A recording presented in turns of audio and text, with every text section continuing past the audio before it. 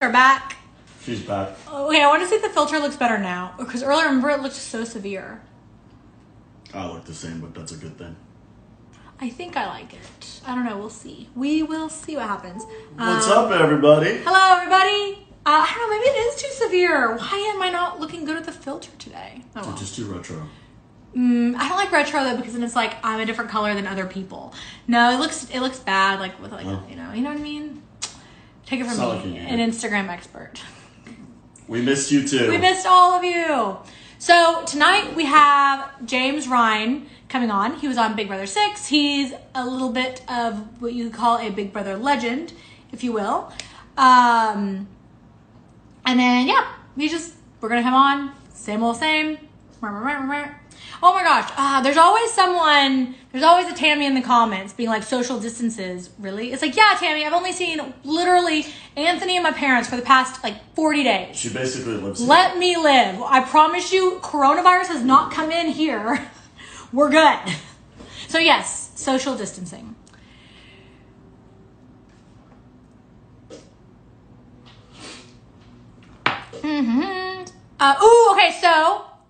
So Eva Snyder, he just said, can you get Tyler on live?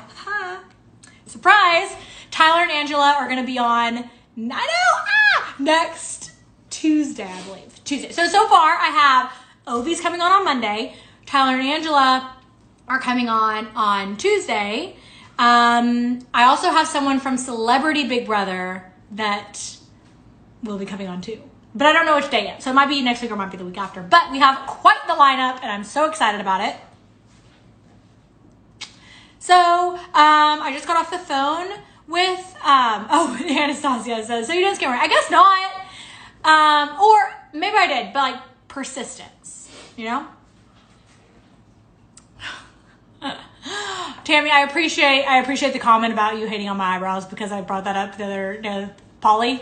Usually I would hide you from viewing my live, but you can stay because I stand a petty bitch. She is, guys. Let's see. So James is here. James is here. We'll get him in here. Yay.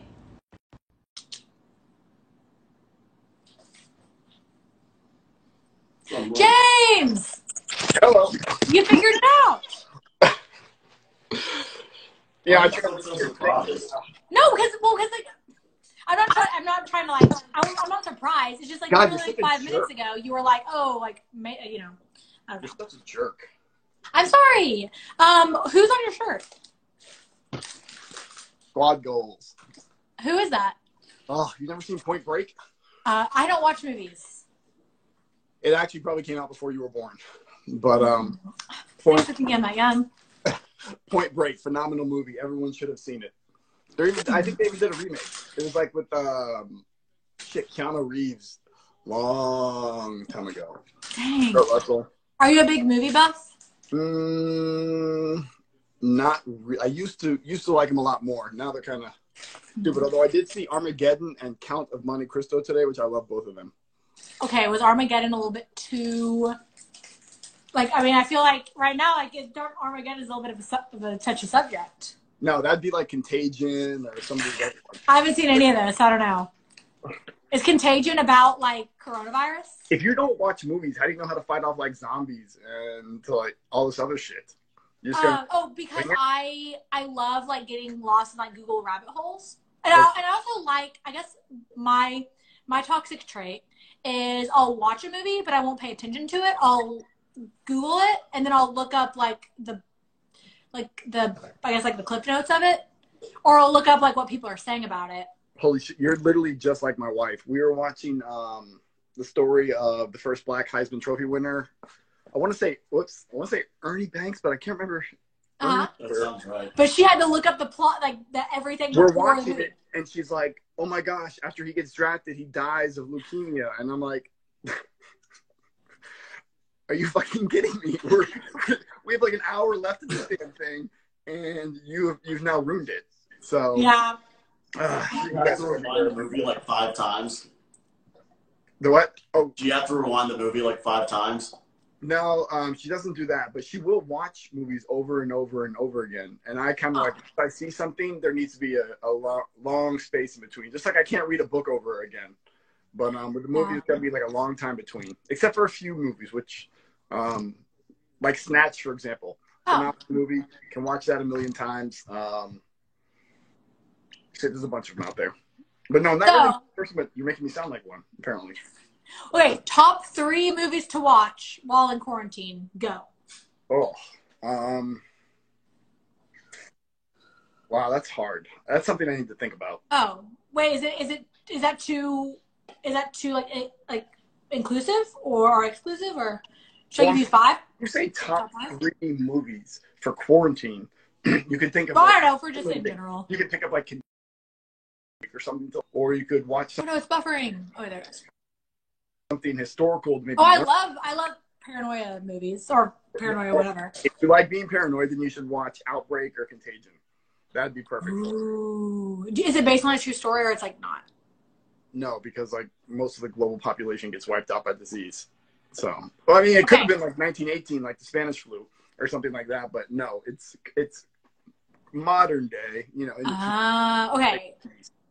Conspiracy theory. I don't know how you are on conspiracies, but there is a conspiracy that that basically the Illuminati controls Hollywood. So Hollywood has been prepping us for like things to come through movies. For instance, interesting.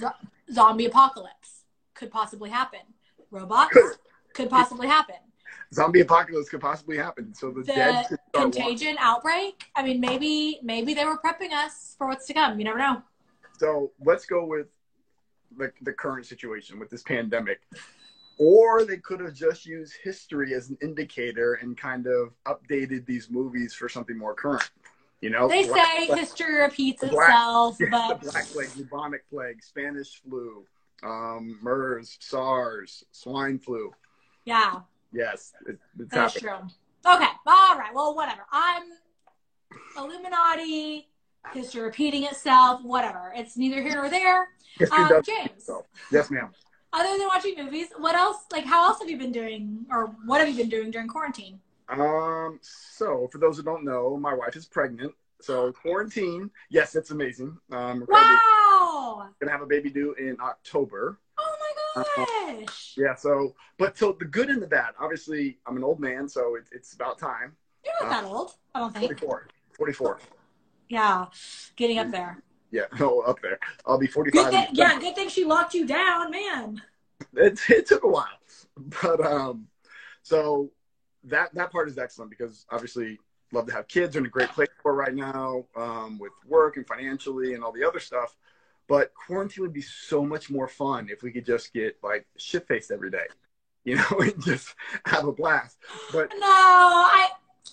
from someone who has been shit faced every day, it's not that fun. I'm kidding. Well, you're with your family though, so it's a little different, aren't you? Didn't you? Sometimes. Okay. Yeah, I've been quarantining with my parents and also Anthony. He's been my best friend of 12 to 13 years. What's up, Anthony? By that, she means she showed up here with a duffel bag and basically said she was here. Well, because we both live by ourselves, and I was like, he was lonely, and I was like, I'll move in. I also left my ring light at my parents' house, and I needed a ring light, and he has one. So I was like, should I have gotten a ring light for this? No, it's fine. Great investment. I have my quarantine hair. Oh, I like it. This is my quarantine hair. I can tell there's a lot of this shit. Yeah, so. Quarantine is, I don't know. Would you say that your experience in Big Brother, because you are quarantined in Big Brother. Yes. Would you say that prepared you for quarantine? So I described it the other day to one of the producers. She sent us like an email, just being like, "Hey, hope you guys are all." Probably got it from Sean. Hope you guys are all okay. Yeah, I love Sean. Like everybody loves Sean. That's the best part. Hold on, wait. I have a question. Yes, ma'am. Okay, and I'm sorry if this is out of line, but why is Sean emailing you? She emailed to say it was. I thought all the Big Brother house guests got it. Oh, this was like weeks ago. Okay. Yeah, weeks ago. Okay, I was about to be like, James, are you going back for All Stars? No, ma'am. I just got so excited. I thought I was going to break news, but never mind. Okay, all right, never mind. Could you imagine having your wife be pregnant and being like, hey, by the way, I'm going back to All Stars? Yeah, did you hear what Anthony said? Someone just put on there, is Dan the greatest player of all time? I would say Dan, Dr. Will, Danielle. Kat Dunn. Yeah, Danielle Reyes. Those are probably some of the best players of all time. My favorite player of all time, outside of people that I've played with, because like Danielle Reyes, love her. Janelle, love her. Yeah. Is Casey. Casey from from season 20. Won it. Yeah, she's my favorite of the new breed of house guests. Yeah, my favorite. She's amazing. Phenomenal player, and she was my pick to win from day one. So was she? Yes. Dang. What was it about her that you thought? I never watched the first episode because I hate seeing the pre-recorded bullshit. Because half the stuff, like when we were on, half the stuff wasn't even true. Like they had Rachel as a horse breeder. It's all stupid. Well, it's value. So the thing about Sean, I said it's not like the Big Brother house. It's more like the pre-show sequester. You know, because you have access to things. You can watch movies, you can watch TV. Big Brother, you don't have shit. Yeah. You know, and you're trying to stay in the Big Brother house.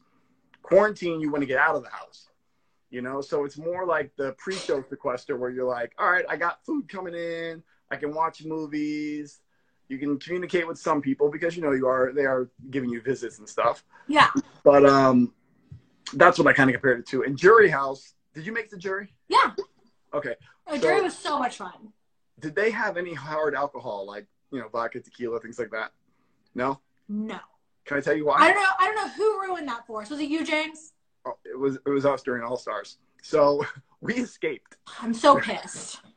So it's funny because we were talking about this just the other day. Me, Janelle, Bo, Howie. So during season 6, we only had one producer in the house with us in the jury house, and he would get fucked up with us.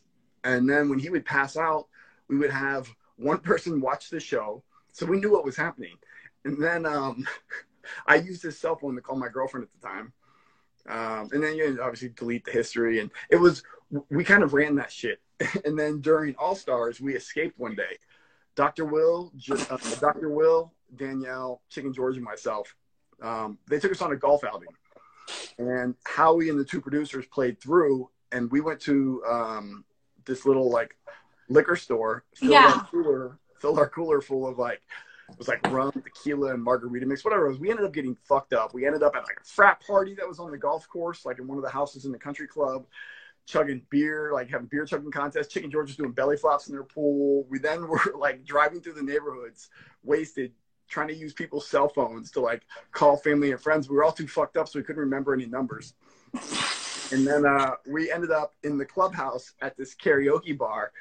This is like this clip of I've Got Friends in Low Places. It's Chicken George, Danielle, myself singing it. And we got busted and put on the CBS affiliate.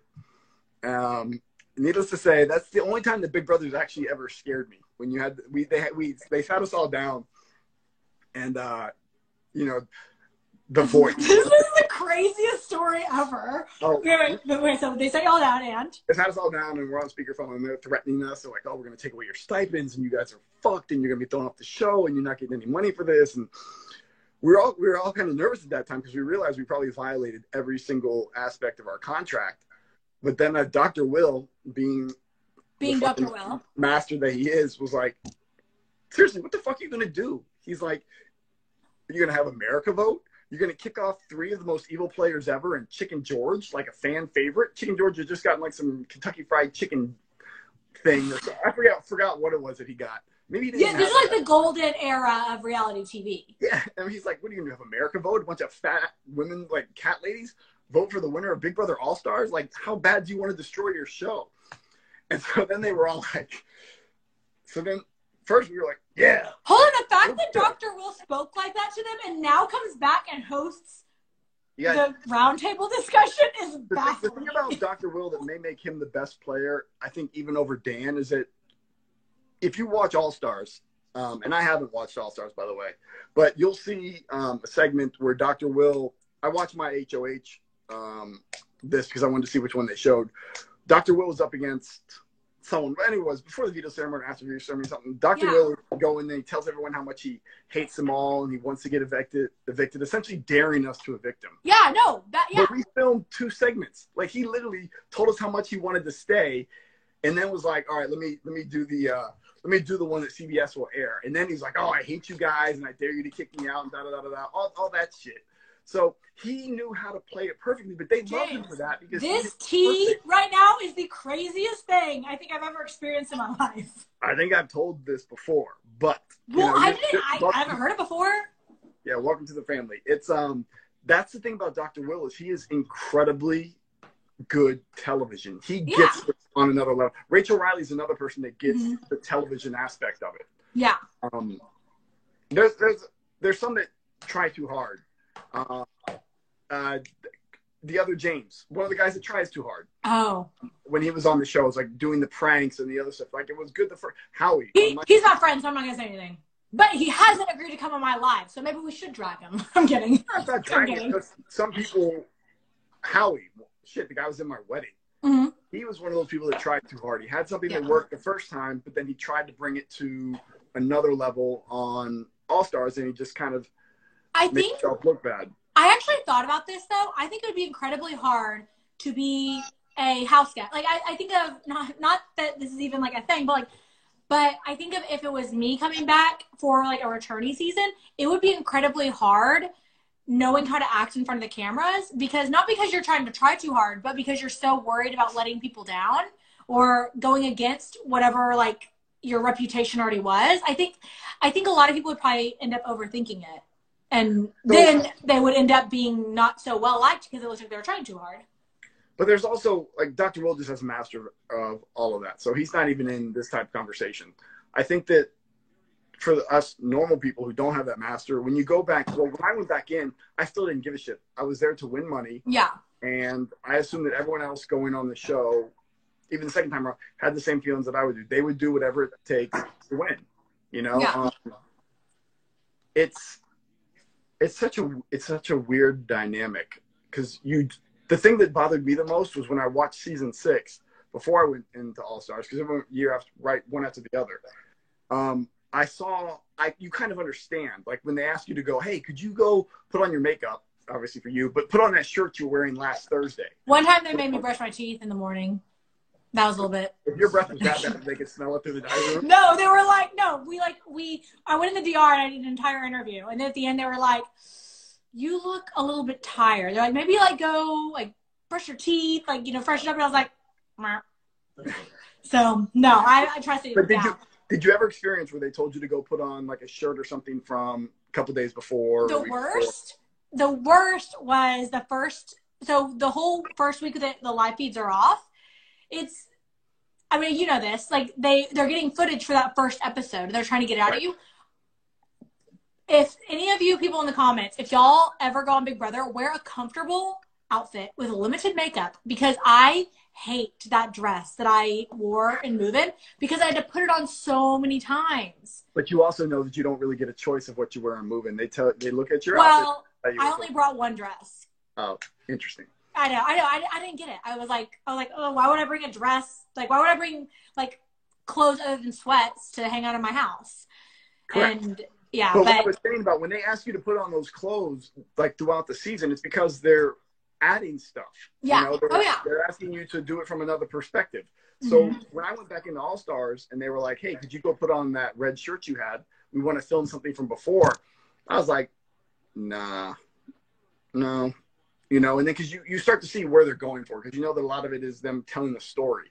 So when I went back the second time, I was like, I'm not going to let them tell their story. I wanted to tell mine. So that probably wasn't a good idea, which is probably why I haven't been back on and will never be back on again. But, James, I'm sure you've heard this, but I'm pretty sure y'all ruined it for everybody. Oh, wait, hold on. You have to actually. Okay, so Iconic Nicole, she did reply. She goes, "We had multiple dresses on the feeds." That's because they had to take. I had to have them go shop for me before move-in because I literally didn't pack anything. So I was like, just like go shop for me, and then we'll figure it out later. But about the All Stars, James, that I feel like because of y'all and all your savagery, that's why there's never going to be another All Stars. No, they'll probably have another All Stars. I don't know. After dealing with y'all's asses, I don't know. The thing is, Big Brother saves a lot of money. They make a lot of money. If they're gonna do another All Stars, or if they're gonna, someone asked me how we fuck our alliance, I have no idea. Even to this day, I have no idea what the fuck is so bad. But if they do another All Stars, they're just gonna have to be smarter about it. First of all, the type of players now are not like what we used to have. That was another question that I'd gotten.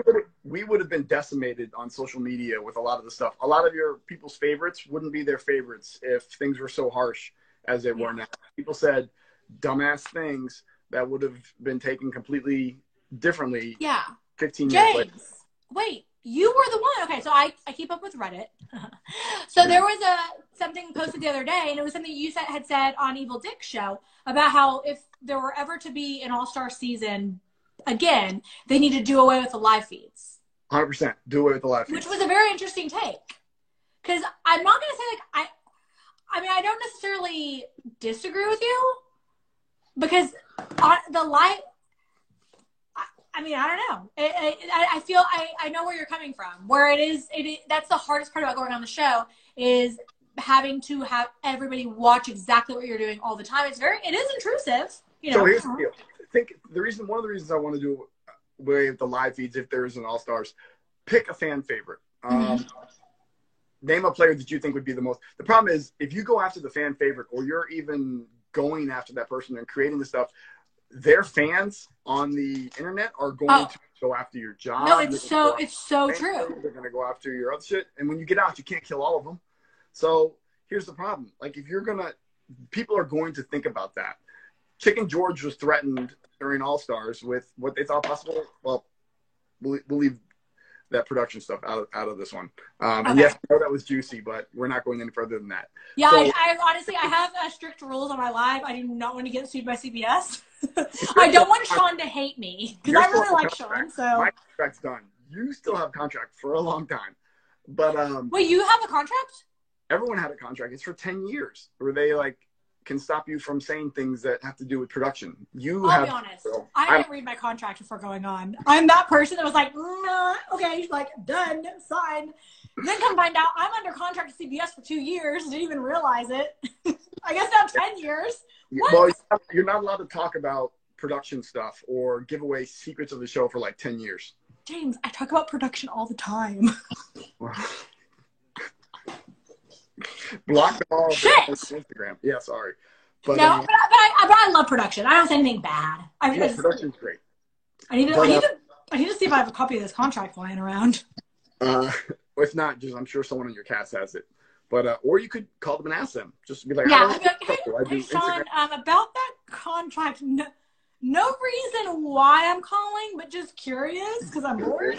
Yeah, I need something else to read in my house. But so 10 years. I don't know what 10 years. I don't know if I believe that. Yeah, it is. People would be incredibly worried or apprehensive to do things. Is he talking to you or? Oh no, he's on the phone. Sorry. Oh, gotcha. So I'm sorry to pick that up. It would hinder a lot of gameplay, especially from the newer people who are worried about their social stance, if they were to go after one of the favorites. Yeah. No, absolutely. I played that sequester game the other night.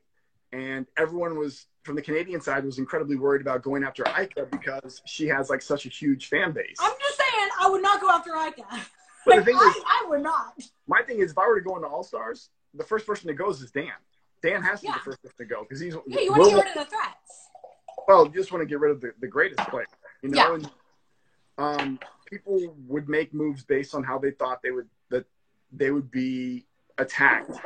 After the show, if you don't have the live feeds, and you get rid of that component, and I think that would basically, us older players, we don't really care, which is, but now that it's become essentially so vile as what it used to be, because shit, when I was on All Stars, YouTube was barely out there. MySpace was where everyone was. Facebook maybe was created. I think it was just for college kids. What year was season 6? Season 6 was 05 and All Stars was 06. Nice. Okay. Yeah, MySpace was thriving.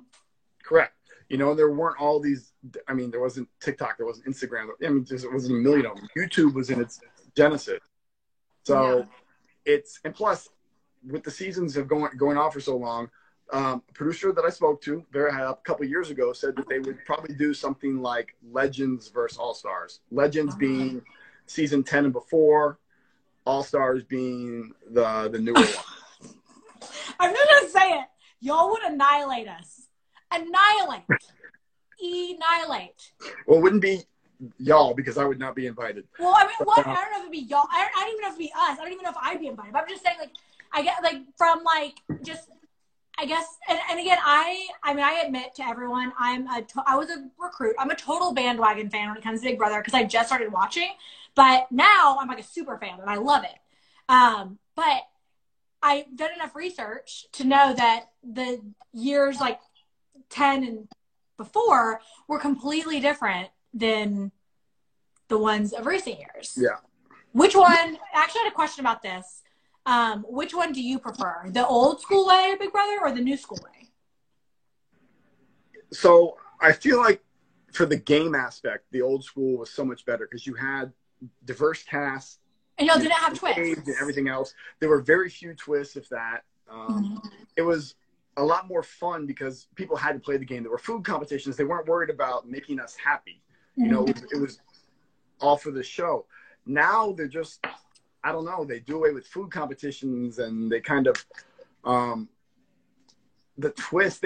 Now it seems like production wants the first several years. A lot of the favorites didn't make it that far. You know, like season 5, which was a great season to watch. Yeah. Once all the fun people were gone, it was a shitty, boring season. You know, season 6 we were lucky enough to where it was kind of pretty good for the entire thing. All Stars, pretty good. But like season 8, when you had production essentially running the entire show, it was to get Dick to the end.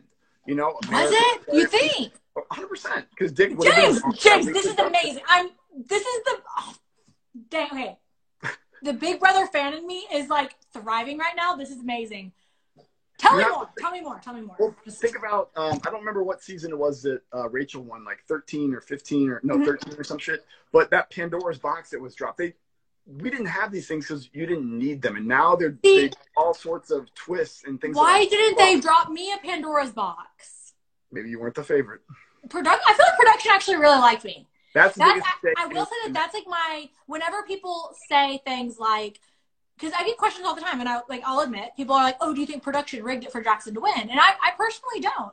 Because I feel like if production had a hand in it, I think that they would have done something to, like a Pandora's box type thing, to get me and Cliff off the block. Because I feel like both me and Cliff were really well liked by production.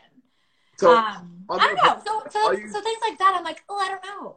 I'll use season 6 as a example. So the week I went out, we're all studying, Janelle, myself, Howie, and Janelle starts asking me these questions.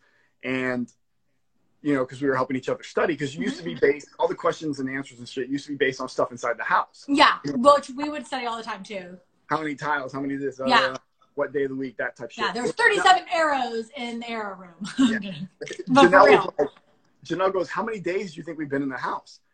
And me having, you know, still at this point not getting it, I was like, I don't think they'd ask us that. Why? I said something like, why do we have to know? Well, that's the question I went out on. How many days, if it was over or under, that we had been in the house?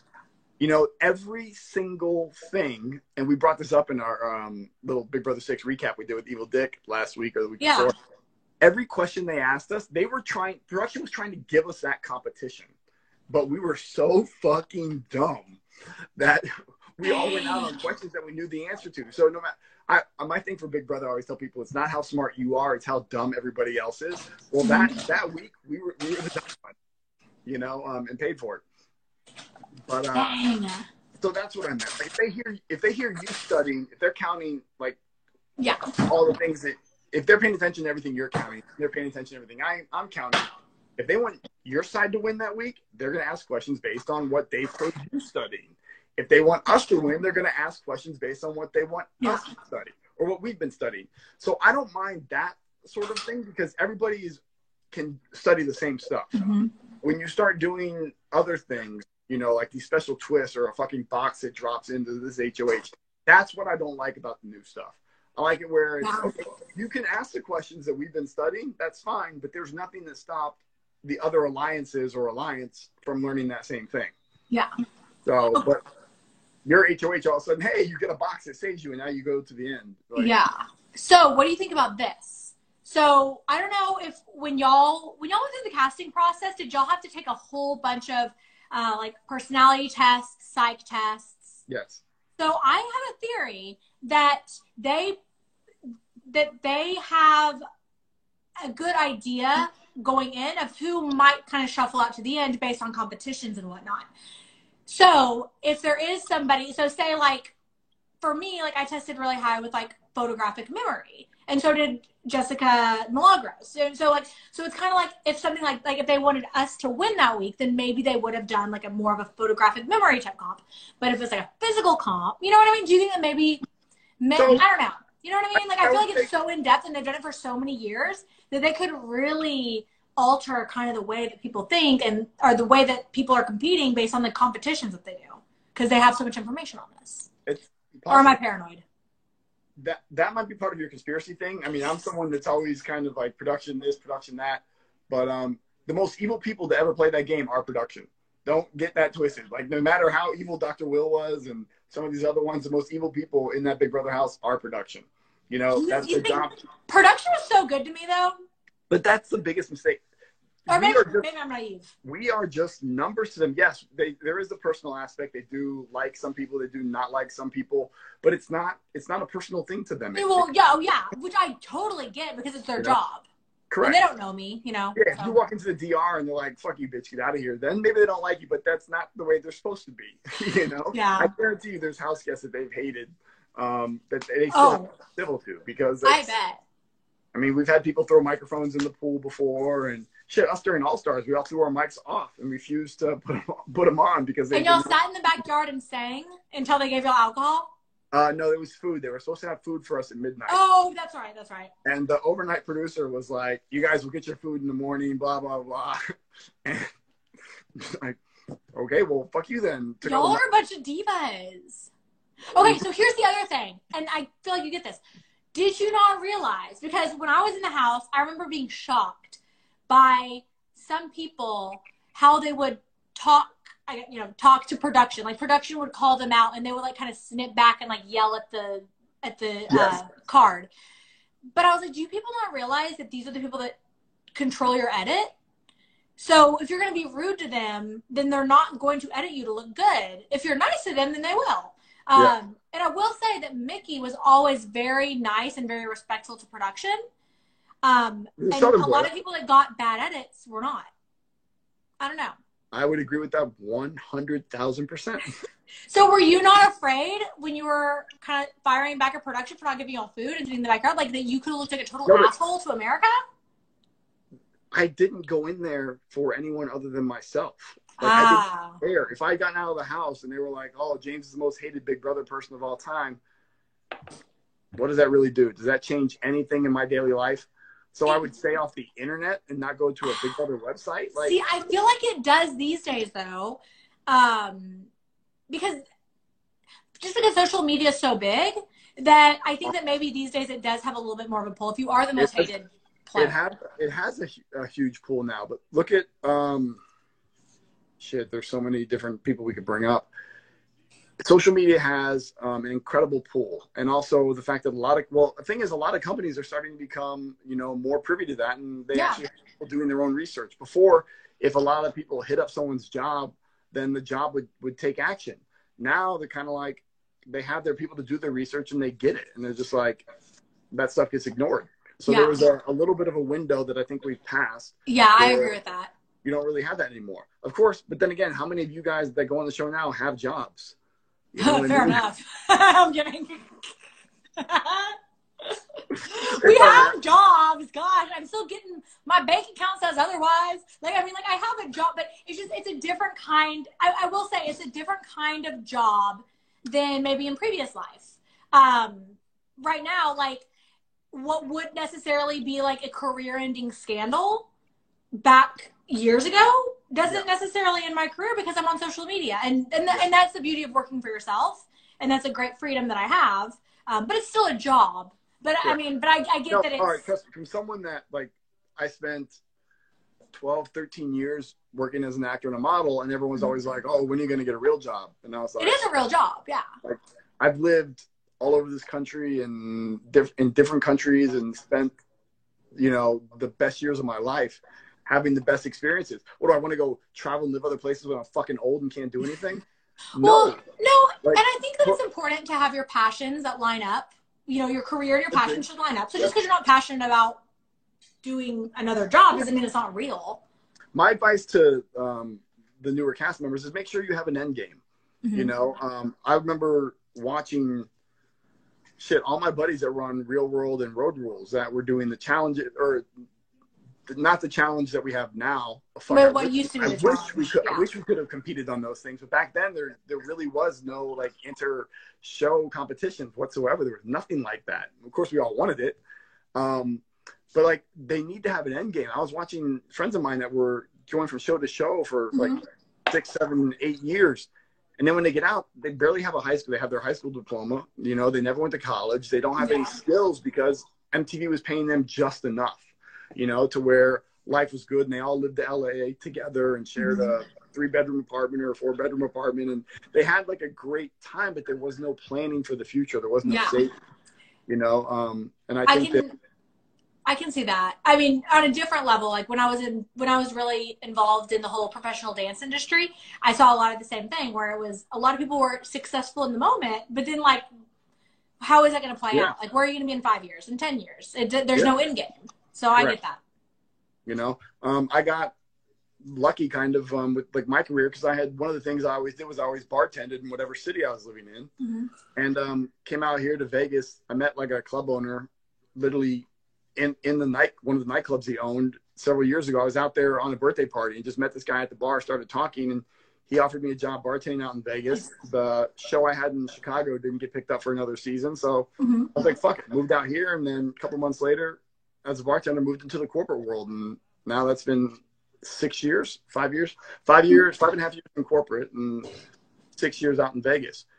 But I got fortunate, but it was all those experiences I gained living in the different cities and working in that industry on the weekends that kind of laid that groundwork. I didn't plan on that, but I'd also jumped on the opportunity when it came, and I knew I had to take a pay cut because my first job as a director was like, well, it was definitely less than 6 figures, and I was like, I wasn't used to living like that because I had great money coming in all the time, all the bartending money, but you know, there needs to be an end game, and I wish more people would kind of enjoy your 20s and 30s. They're the best time of your life, but also know that one of these days, these platforms that everyone on are making pretty decent money on, they're going to shut down, or it's going to evolve. Like when you were on Big Brother, it was MySpace, and now who cares if you're MySpace famous? Now it's all about Instagram, TikTok, all that.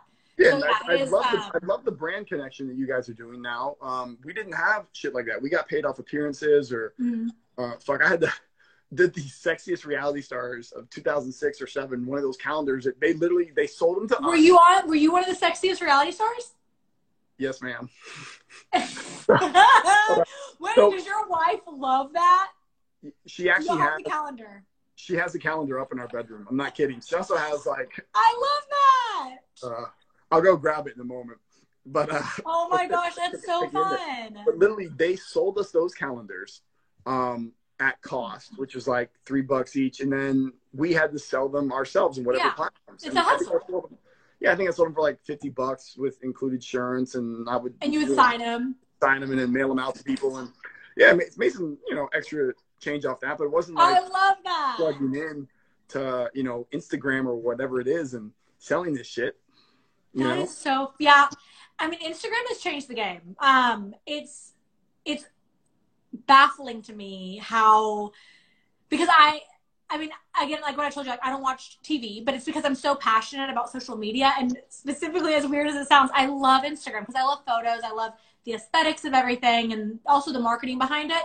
So I spend so much time on Instagram that I don't really have time for to get involved in like a Netflix series. But it's crazy to me that something that I could be. Was that a personal attack? Do what? Was that a personal attack about a Netflix series? Oh no. I'm not that savage, but I wish I was. No, but it's it's just because I know my own limits. So I know that like if I'm spending all this time on social media, there's only so much time that I have to spare. And the last thing I need is to like get involved in like, I don't know, Narcos, which I kind of did get a little sucked into that. But, and then I like, you know, and then all of a sudden I have like all time wasted. But it is baffling that social media these days, it is a career and it is something that they are teaching in colleges and people can make a very lucrative career out of it because it's not a career. It is a great job for the current market. Well, I agree. So I do agree with that. So yes and no, huh? So it's Instagram itself is not a career. That's not a career. That is something that's a popular platform for right now that influencers are able to make money off of. But if it's a smart influencer, then they know that they have to also adapt with the times and that like right now, like it might be Instagram, but then it could evolve to TikTok. And then with that being said, like what happens when you're older and people don't want to watch your content? You have to realize how you can then transform that into something that's going to appeal to people that has more longevity. So someone in the comments asked what my end game was, and mine is that I'm an influencer for now, and I'm going to ride that as long as I can.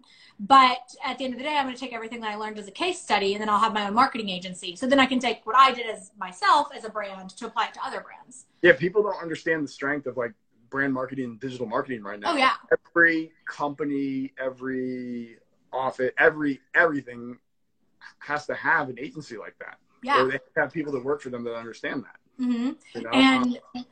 And I guess the other thing is that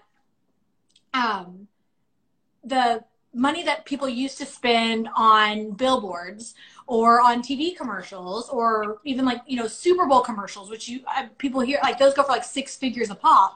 That money right now. Super Bowl commercials are millions of dollars. Oh, yeah. Or I mean, like locally, yeah, millions and millions. Like there's so much money in that avenue that now that everyone's on social media instead of watching TV, like someone like me, you know, I spend all my time on social media, so I don't watch TV. And there's a lot of people like me. So brands are spending that budget on social media influencers. So we've gotten rid of most of our static billboards because there's no purpose for them. We can have influencers or pay a DJ with an actual real large social media. We put more money than they probably deserve in order to get them to make a post for us. You get some of these people to make a post, and it's like having a billboard in the middle of LA or in whatever market you're trying to target. Yeah. It's phenomenal. And the reach, I mean, and then also not only that, but like a billboard, you don't have the numbers behind it because it's not digital. You know, if it's an influencer and say like you purchase a spot and it's like a billboard, if you will, on their feed, they can then supply you with, hey, this is how many impressions you got. This is how many people clicked on your profile. This is how many people went to your website. So analytics, they can track. So the numbers behind it are much more, you know, hard hitting. Completely. So crazy. Live. That's the part.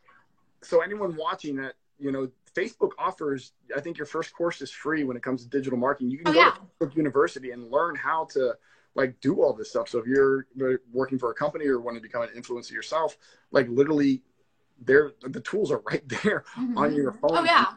It's phenomenal.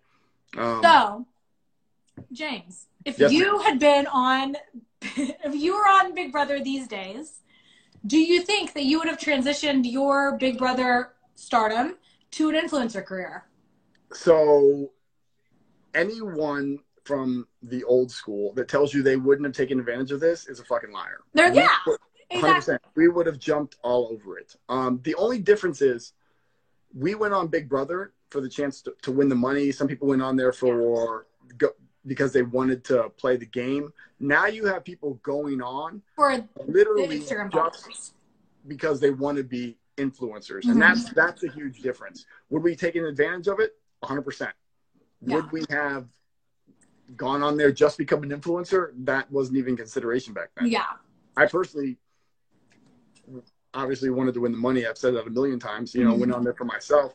I don't think I would have gone on there, not at the current age, but even if I went on there at 29 and 30 like I was back then, I don't think, like when I got off All Stars, instead of moving to LA for the modeling and acting, I moved to Chicago, and then I went overseas for a bit because I didn't, back then the reality moniker was a bad thing. You know, I didn't have, when I handed in my headshot and resume, I didn't have Big Brother on there because people you were pigeonholed at that point. It was a I negative. can see that. So Yeah. I went overseas and I went to different cities and, you know, built up my modeling portfolio a lot, you know, with that stuff. Because I knew if I went to LA, I would be just like all those other reality stars working at Saddle Ranch, you know, trying to get background gigs on some fucking stupid ass show, you know, for $80 a day when I was better than that. You know, I had a pretty decent portfolio and a history before then. So I had to stay away from LA, even though that's where I wanted to go, because I didn't want to get, you know, that moniker. Oh, another. Yeah, because people didn't understand I was doing that stuff beforehand. Yeah. So, question, because because you had said that you were in it for the money.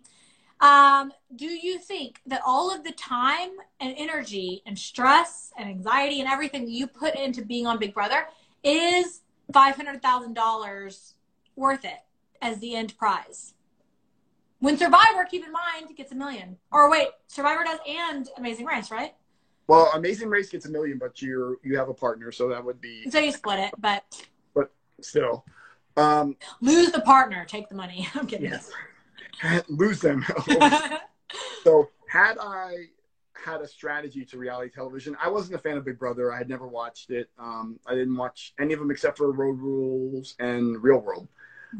Had I sat down and thought, okay, I'm only going to get one shot to go on a show, I would have tried to go on Survivor instead. That's one of the reasons why I didn't watch Survivor when I got off Big Brother, because they weren't allowing people to do the crossover. And a few times I started watching it, I felt so bad because I thought that was a show that was made for me. Dang it, James. You can still go back. No one. Wait for your wife to have her baby. Wait for the baby, you know, be present for those years. But in a couple years, then go on Survivor at 50 years old. No thanks. But you look. I think you could. Maybe. Well, I appreciate don't know. that. But, I don't know. I don't watch Survivors. I don't know. But so that was. I mean, the chance to win $500,000, the chance to win whatever $500,000 for 3 months. It's a pretty good risk. You know what I mean? There's not a lot of other things that you can do where you have that type of earnings potential in 3 months. And especially, you know? And you look at your odds. It's only like a 1 in 16 or 1 in 18 or 1 in whatever it is. That's true. You know? So when you break it down, that's why I was willing to go for it back then. You know what I mean? Like, it was easy because I was like, $500,000 to give up 3 months of my life. Like, I mean, James, a little bit more goes into it than just giving up 3 months of your life. Yeah, but being kind of emotionally tormented, for lack of a better word. I'm kidding. No, it wasn't that bad. But it is a very stressful time. It's very, very stressful. It's not an easy walk in the park. So I know I was nominated for eviction every fucking week when I was on season 6.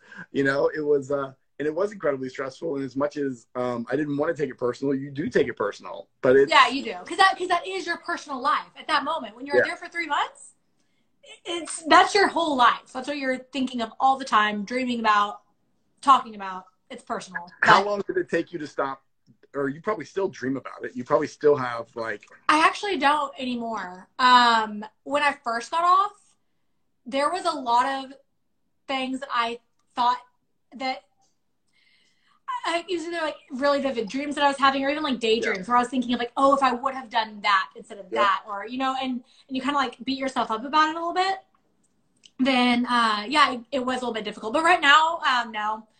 I'm pretty happy with how everything turned out for me with Big Brother. I wish that I could have at least won HOH and made some moves. But like, as far as where I actually ending up, I mean, it could have been worse. So. Yeah, it's interesting that nobody prepares you for what happens afterwards. No, they just like spit you out. And you're like, and okay. Their favorite quote is, "Don't go on the internet." You know? Like, they tell me that, and I'm like, well, okay, well, that's my job, so I got to. I don't even know if they told me that. They might not even anymore, because it's such a part of our daily life. But they used to tell us, "Oh, don't go on the internet. Don't go onto the websites. You know, you don't want to read anything about yourself." Oh, I personally love reading things about myself, even if it's bad. I don't know. I mean, maybe I'm a glutton for punishment, but I think it's really interesting to go back and look at what people were saying about me during, like, what were they saying about me when I volunteered to be a pawn against Sam? You know, I it's think, like, and even though it's not good, I still like seeing it because I'm a huge Big Brother fan now. So it's kind of like I'm living vicariously through myself, if you will. makes sense. I remember we get stuck in an echo chamber because you're obviously your fans that are on whatever platform it is. I had a website. It was like James BB7 or James something. I forget what it was, but you would sit on there and you would just have people kiss your ass all day long, and one person would jump in and talk shit about you, and then your fans would attack them. And then when I started going to the other websites from the other house guests, where you see like threads dedicated to how they hate you, or Reddit, or some of these like jokers or hamsters, where you just have like these entire threads. There used to be a thing called Survivor Sucks. I don't know if it's still Oh yeah, it's still there. And man, they would just like ravage people. And it's just so funny because then when you get outside of your own echo chamber and you realize you're like, I wish I would have done that before All Stars, because I think that would have helped me work. I agree. I wish I would have seen that before I went on Big Brother. Yeah, it would have been, it makes you kind of like, so when I did that Netflix documentary, the Love Me Tinder one, that actually, I don't know if you were familiar with that, when you made your Netflix show. So I did this Netflix documentary called Love Me Tinder. It was on the Hot Girls Wanted series. And it was about dating. So how it was pitched to me was about dating in the technology age. And I was going to provide them with what it was like traditional dating, you know, that I grew up with, where you got to ask a girl for her phone number and call her house, and you know, parents might answer, or, you know, the whole stress with actually the human side of dating, to now where it's like you're swiping on an app, or, you know, you ask someone for their Instagram, and, you know, it's completely obviously evolved, however you like to consider it. But I remember after that came out, I didn't watch it for a week because I wanted to get like the fans' perspective. I still haven't watched Big Brother. I haven't watched All Stars. Never will. There's no point to. I know there's what no happened. point. Exactly. That's what I think too. Exactly. You know what you lived. Yeah. And fans are always like, well, don't you want to know this or that? No. Trust me, I know because I see it on Twitter and Reddit and everything. I just don't want to see it. Twitter's the worst. They will try to start shit all the time. They love it. They're vile little creatures, but they love it. It's true. You know what though? So before I went on Big Brother, before I was a Mavs dancer, before everything, I did pageants. And pageants have their own little kind of like Reddit-ish type thing. There is nothing that anyone these days can say to me that is anything worse than what pageant moms said to me. Like literally, like talk about like a Teflon suit. Like there's nothing that anyone can say that can even break me at this point, because like imagine having like pageant moms coming after me, telling me I'm ugly. See, adults should not talk shit to kids unless it's your own. That's but they do when pageants are. It's like it's a whole crazy thing. But I'm so glad that I went through that, because then when I got off Big Brother and I'm on Reddit and I'm like, is that the worst you can do? I was like, you haven't even like questioned my plastic surgery yet. I'm kidding. No, but it's a whole different world. So I don't know. Yeah. But it's what kind of got me over it is I would start going to these people's pages and look at, you know, their living situations in their lives, and I was like, wait. These people are talking shit to me because I broke up with Sarah, the girl I was with for 6 and All Stars, and now I'm dating this hot ass model who I get to travel the world with because we both have the same career. Yeah, but they love living through that. Fucking dump in a shithole city is talking shit to me about my life. Like, maybe I shouldn't take this so seriously. Yeah, you know? Exactly. It's fun. It's entertainment. Okay, wait. I think I might have interrupted you. BBX Can said, wait, I want to hear what James was going to say about the Netflix show being different than what he was expecting. So I'm super ADD. Same here. So not so much that I obviously waited a week because I wanted to see what everybody else, you know, their thoughts, the good and the bad. So kind of go in it looking for certain indicators, or kind of, you know, I wanted to have essentially some recon done by everybody else before I went and watched it. But regardless, that show was one of those things where it had me reevaluating a lot of different things, and kind of put me on the straight and narrow, so to speak. Because, you know, I wasn't someone says, did you ever date Danielle Donato? I don't know if it was dating, but we hung out for a couple of years. I wasn't going to ask you that question, but I'm glad they did. That was the funniest shit, is that so no one in my office knew that I had gone on Big Brother, because I never told. That was one thing that pissed me off about the Netflix show, is that they put me as this Big Brother person. They didn't go into the fact that, you know, I had done the whole acting, modeling. Yeah, you had a whole other background to you. Just as this guy from a reality show, and no one in my office even knew that I had gone on that. So then they start like sending me links to all these different like Reddit threads, like, oh, which house guest did James hook up with, or all this other funny shit. Yeah. But the documentary in the end game was it kind of made me look at things from a different perspective, because it was one of those things where I even forgot the original reason we went off on this tangent. But yeah, so it is good to get outside that box and see other people's opinions, as long as you are self-confident enough or secure enough, with yourself. To handle it, yeah. You can take constructive criticism in a sense and know when to kind of like push certain people away. Yeah. Sometimes that's something that I have to kind of remember is like, I see my fandom and I'm like, everyone loves me. But then it's like, but then I think about it, it's like, it's my fans coming at me when at the same time, like Christy has her fans coming at her, Tommy has his fans coming at him, it's all perspective. So, yes, I do like to live in my own fantasy land, but I also like to venture out to Reddit and Twitter and to see what's out there. It's all in good fun. I had never gone on Reddit until they asked me to do an AMA. And at that point I was kind of like down that rabbit hole, I think it's fun to see, if you can take it with a grain of salt, if you can take it for their opinion and that's what it is, it's a lot of fun. But it's funny, I did an AMA as well. Their info was so wrong. Like when I went to that thread of like the Big Brother house guests that everyone thinks I hooked up with, I was looking at some of this and I was like, come on, man. Well, then set the record straight. I'm kidding. No, I'm kidding. No. Sometimes my mom will she'll like call me and be like, I saw this thing on YouTube and it says, I'm like, Mom, like, I'm not even going to confirm or deny because like, that's exhausting. Yeah. But I see where you're coming from. It's exhausting. Can be, especially for this long. Shoot. Annie Jammin just said Reddit has the Kat Nick breakup story right now. Uh-oh. So I'll be checking that out after we get off live. Yeah, why haven't they posted the link in here for you? Yeah, well, no, I visit Reddit so much. It's like literally like my top visited website. They don't even have to drop the link. I can find it. But it's because I'm a new fan.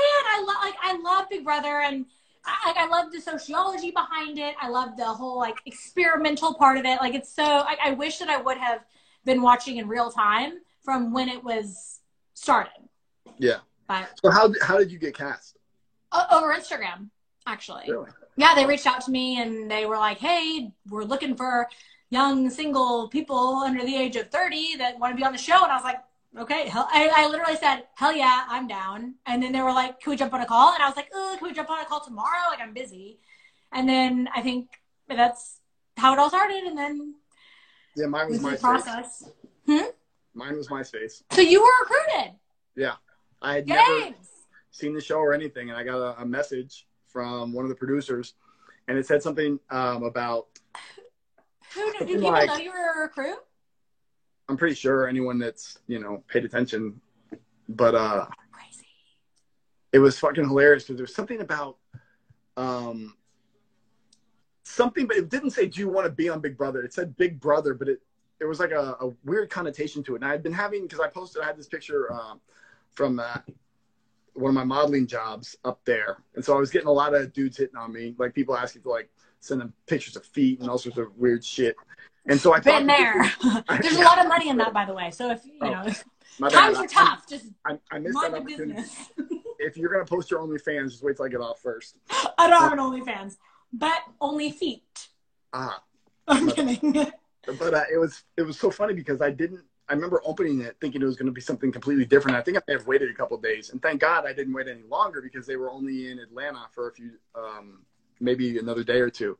But when I met with the casting people, probably I think that night, and they told me about just the dynamic of the show, I was like, wait, we can do any? There's no rules except we can't physically harm people. Like this is perfect. Like I want to go there and wreck people. It was just one of those. Oh man, that was a long time ago. Good times. Crazy. Dang. Okay, James. This has been like, I'm not even just saying this. I have never said this to anyone else. This has been the most mind-blowing, informative live I've done. So thank you so much for coming on. You realize why you couldn't get alcohol, huh? Is that right? Well, if I keep them going for too long, I've realized that it is a little bit of a struggle. I like to save them and then upload them to my YouTube channel. But if they go longer than an hour, then it kind of gets a little shaky. So I'm going to let you go. And also they end after an hour usually too, but sometimes it like adds a couple of minutes. But James, but thank you so much for coming on. Like seriously, my mind is blown. I'm going to text you because I need all the dirt. Because I feel like there's something that like you want to say like that you wouldn't say like publicly. So anyway. And I'll go into our bedroom and I'll post a picture of the calendar.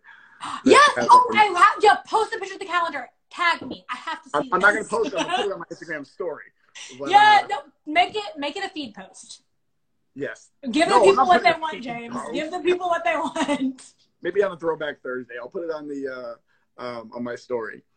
Yes, I'm so excited. Okay. Well, yeah. Well, thank you so much for joining me, James. You were the best. Pleasure. It was a pleasure. I appreciate you.